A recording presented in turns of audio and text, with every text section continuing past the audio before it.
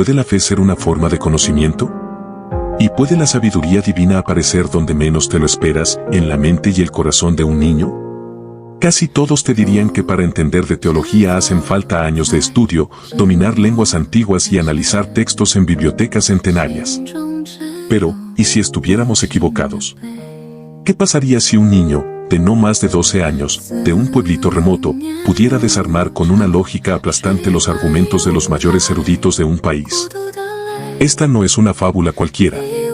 Es el tipo de historia que sacude los cimientos, un enfrentamiento que obliga a todos a preguntarse qué es lo que de verdad saben sobre la fe, la inteligencia y Dios.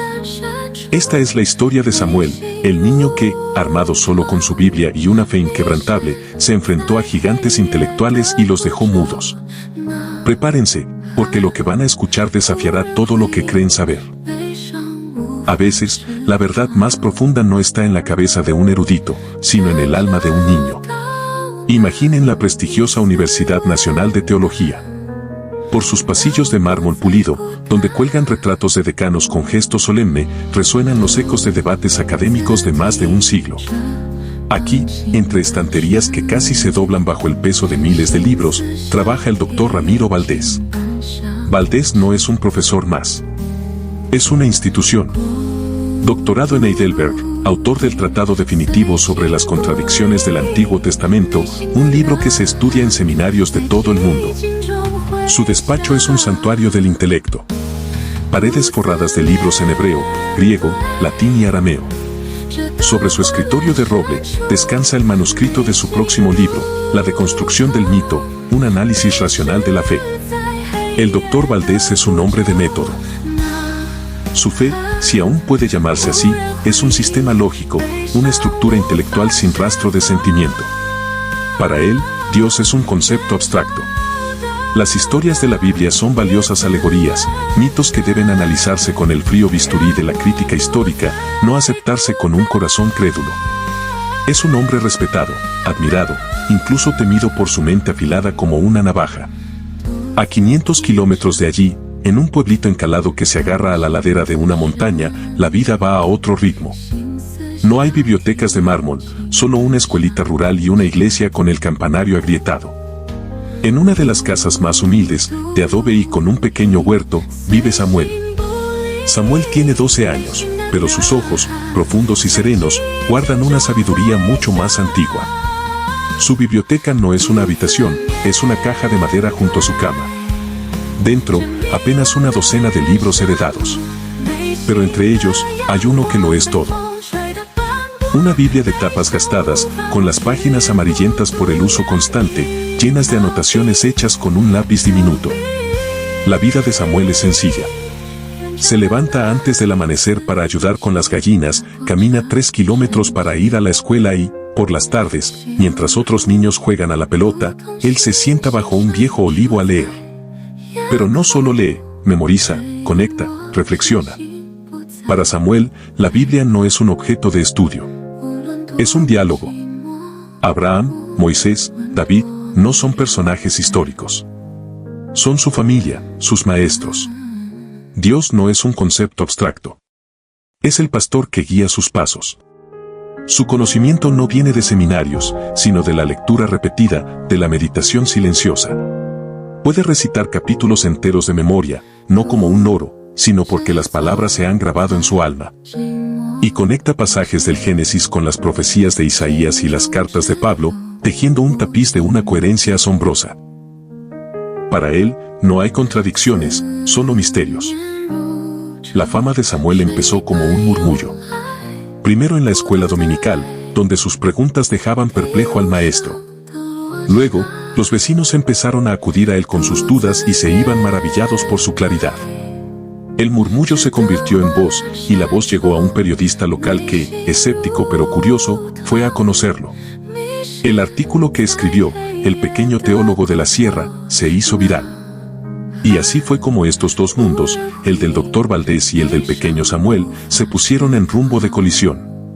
La universidad, queriendo mostrar su apertura y, en secreto, para exponer lo que creían que era un caso de fanatismo ingenuo, organizó un simposio, Fe y Razón. Invitaron a sus mejores expertos. Y, como un gesto de condescendencia, invitaron también al niño del artículo, a Samuel. Nadie, y menos el doctor Valdés, podía imaginar que ese encuentro se convertiría en el escenario de la más humillante de las derrotas. El auditorio principal de la universidad estaba a reventar. En el escenario, bajo los focos, una larga mesa. En un extremo, el panel de teólogos, con el doctor Valdés en el centro, rodeado de sus colegas. En el otro extremo, en una silla que le quedaba enorme, estaba Samuel. Vestía con ropa sencilla, unos pantalones de pana y una camisa a cuadros. Frente a él, solo su vieja y gastada Biblia. El moderador arrancó. Doctor Valdés, comenzó, uno de los grandes problemas para la mente moderna son las contradicciones en la Biblia. Por ejemplo, la creación. En Génesis 1, el hombre y la mujer son creados al mismo tiempo, después de los animales. En Génesis 2, el hombre es creado primero, luego los animales, y finalmente la mujer de su costilla. ¿Cómo puede un texto que se contradice en sus dos primeras páginas ser la palabra de Dios? El doctor Valdés sonrió con suficiencia. Excelente pregunta. La respuesta está en la crítica de las fuentes. Los estudiosos han identificado distintas tradiciones. Génesis 1 pertenece a la fuente sacerdotal, más formal. Génesis 2, a la fuente yavista, más antigua y narrativa. No son un relato histórico único, sino dos mitos de creación con propósitos distintos. Buscar coherencia literal es un error. Son textos simbólicos, no un manual científico. El público asintió, impresionado. La explicación era lógica, académica. El moderador, satisfecho, se giró hacia Samuel con un tono casi paternalista. Samuel, hemos escuchado al doctor. Es un poco complejo. ¿Tú qué piensas de estas dos historias? ¿Te parecen contradictorias? Samuel miró a todos con una calma desconcertante. Cuando habló, su voz fue clara y firme. Con todo respeto, doctor, comenzó, creo que al buscar dos historias, se están perdiendo la única historia que Dios quiere contarnos. Abrió su Biblia. Imaginen que un arquitecto les muestra su creación.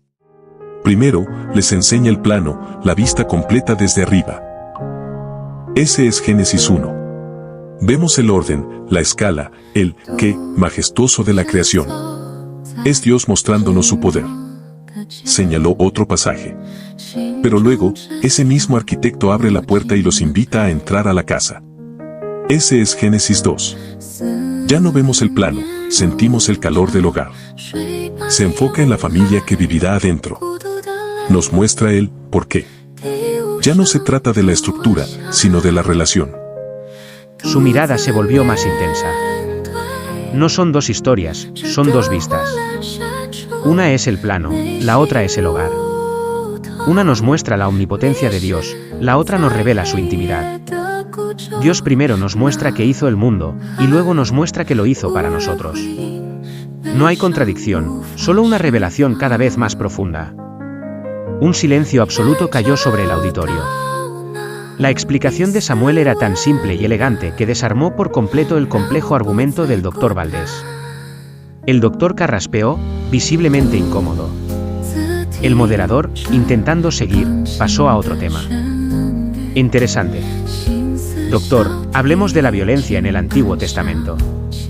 ¿Cómo conciliamos al Dios de amor del Nuevo Testamento con el Yahvé que ordena aniquilar pueblos enteros? ¿No son dos dioses diferentes? Valdés vio su oportunidad. Efectivamente. La imagen de Dios evoluciona. Los textos del Antiguo Testamento reflejan la mentalidad de una cultura de la Edad del Bronce. La Biblia documenta la evolución de la conciencia religiosa de Israel, no presenta una imagen única de Dios. Era otra respuesta académica perfecta. El moderador se volvió hacia Samuel. Él ni siquiera miró su Biblia. Miró directamente al doctor. Doctor, un buen médico, trata a un bebé con una fiebre alta de la misma manera que trata a un adulto con la misma fiebre. Valdés frunció el ceño. No, claro que no. El tratamiento sería distinto. El argumento fue devastador. El público estalló en un aplauso espontáneo. El moderador tuvo que pedir silencio. El doctor Morales se hundió en su silla, con el rostro enrojecido. Todas las miradas se clavaron en el doctor Valdés. El duelo ya no era contra un panel. Era entre Ramiro Valdés y Samuel. Sección 3, el jaque mate. El doctor Valdés estaba alterado. Su prestigio, su autoridad, todo se estaba desmoronando en público, a manos de un niño sin formación. Tenía que terminar con esto. Decidió atacar el corazón mismo de la fe cristiana. Su última carta, la pregunta definitiva. Se inclinó hacia el micrófono, y el silencio se hizo total. Su voz era fría, cortante. Dejemos de lado los detalles, Samuel. Vayamos al problema fundamental. El problema del mal. El problema del sufrimiento. Hizo una pausa dramática. Si tu Dios es todopoderoso, puede detener el sufrimiento. Si es todo amor, quiere detenerlo. Y sin embargo, el mundo está inundado de sufrimiento. Niños que mueren de hambre, enfermedades terribles, guerras, injusticias. ¿Dónde está tu Dios amoroso y todopoderoso en medio de ese horror, Samuel? ¿Por qué no hace nada? Si puede y no quiere, es un monstruo. Si quiere y no puede, no es todopoderoso. ¿Cuál es? ¿O es que simplemente no está? Esta es la roca contra la que toda fe se estrella. Respóndeme a eso. Era un jaque mate. El argumento que ha hecho tambalear la fe de millones. Valdés se recostó, cruzando los brazos, con una expresión de triunfo. Había acorralado al niño. Samuel no respondió de inmediato. Bajó la mirada a su Biblia cerrada. Por un instante, pareció abrumado. Una pequeña sonrisa se dibujó en los labios del doctor. Entonces, Samuel levantó la vista. No había duda en sus ojos. Había una profunda tristeza. Y luego, habló. Su voz no era la de un polemista, sino la de alguien que consuela. Doctor, dijo suavemente, usted hace la pregunta más importante que un ser humano puede hacer. Y la Biblia no nos da una fórmula filosófica. Nos da algo mucho mejor. Hizo una pausa. Imagine un padre cuyo hijo pequeño se pierde en un bosque oscuro y aterrador. Un buen padre no se queda en el borde del bosque gritando instrucciones. No se limita a encender un faro desde lejos. Un padre amoroso entra en el bosque. Comparte la oscuridad, el frío y el miedo. Encuentra a su hijo, lo toma en sus brazos y camina con él para salir de allí. La sala contuvo el aliento. Usted pregunta dónde está Dios cuando sufrimos. La Biblia responde, está en el bosque con nosotros. Está ahí mismo, en la cruz, en el centro del sufrimiento. Dios no nos gritó una solución desde el cielo. Él bajó. Se hizo hombre. Entró en nuestro dolor. Cuando usted habla de un niño inocente que sufre, yo le muestro al único hijo verdaderamente inocente de Dios, torturado y abandonado. Cuando habla de injusticia, le muestro al juez justo del universo, condenado injustamente. Dios no eliminó el sufrimiento de este mundo, porque para eso tendría que quitarnos nuestra libertad, que es lo que nos permite amar. En vez de eso, hizo algo más valiente, entró en el dolor para destruirlo desde dentro. La cruz no es la prueba de la ausencia de Dios. Es la prueba definitiva de su presencia y de su amor. Nos dice que no estamos solos. Y la resurrección es la promesa de ese Padre que nos asegura que, al final, saldremos del bosque. Que un día, secará cada lágrima y no habrá más oscuridad, ni llanto, ni dolor. Miró directamente al doctor Valdés. Usted busca una respuesta que explique el bosque. Pero Dios nos dio un Padre que entra al bosque con nosotros. No nos dio un argumento. Nos dio a su Hijo. La respuesta al sufrimiento no es una idea, es una persona y una promesa, Jesús. El silencio que siguió fue diferente. Era un silencio de asombro. El arma definitiva del escepticismo había sido transformada en el argumento más poderoso para la fe. El doctor Ramiro Valdés se quedó mirando al niño. Su rostro, antes una máscara de arrogancia, estaba ahora desnudo, vulnerable. Vio que sus manos temblaban. En ese momento, en el rostro sereno de aquel niño, vio el reflejo de una fe que él había perdido hacía mucho tiempo. Todo su conocimiento, todos sus títulos, se sentían fríos y huecos. frente a la ardiente sencillez de la respuesta de Samuel. No dijo nada más, no podía en el jaque mate. Se había producido, pero no era él quien lo había dado. En conclusión, y llamado a la reflexión, el simposio terminó poco después. El moderador, emocionado, apenas pudo decir unas palabras. El panel de teólogos recogió sus cosas en silencio, todos menos el doctor Valdés, que se quedó sentado, inmóvil, mirando la silla ahora vacía. La historia de ese día se convirtió en leyenda. Algunos intentaron desacreditar a Samuel, diciendo que estaba adoctrinado, pero quienes estuvieron allí, quienes vieron la autenticidad en sus ojos, sabían que habían presenciado algo extraordinario. Entonces, ¿qué nos enseña esta historia? No es que el estudio o la educación sean inútiles. Lo que nos muestra es que saber sobre Dios y conocer a Dios son dos cosas muy diferentes. Una puede llenar la mente de datos, pero la otra transforma el corazón. Es la diferencia entre leer un manual sobre el amor y abrazar a la persona que amas.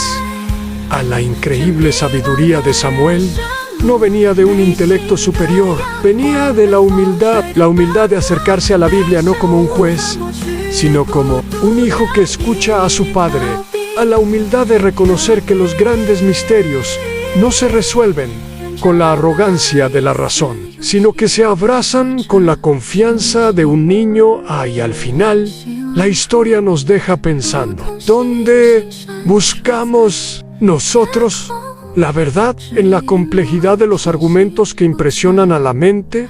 ¿O en la simplicidad de la fe que da paz al alma? La historia de Samuel sugiere que quizás, solo quizás, para entender de verdad las cosas de Dios, todos necesitamos volvernos un poco más como niños. ¿Y tú? ¿Qué piensas? ¿De dónde crees que viene una sabiduría así? ¿Es un don, el resultado de una devoción pura, o algo totalmente distinto? Deja tu reflexión en los comentarios.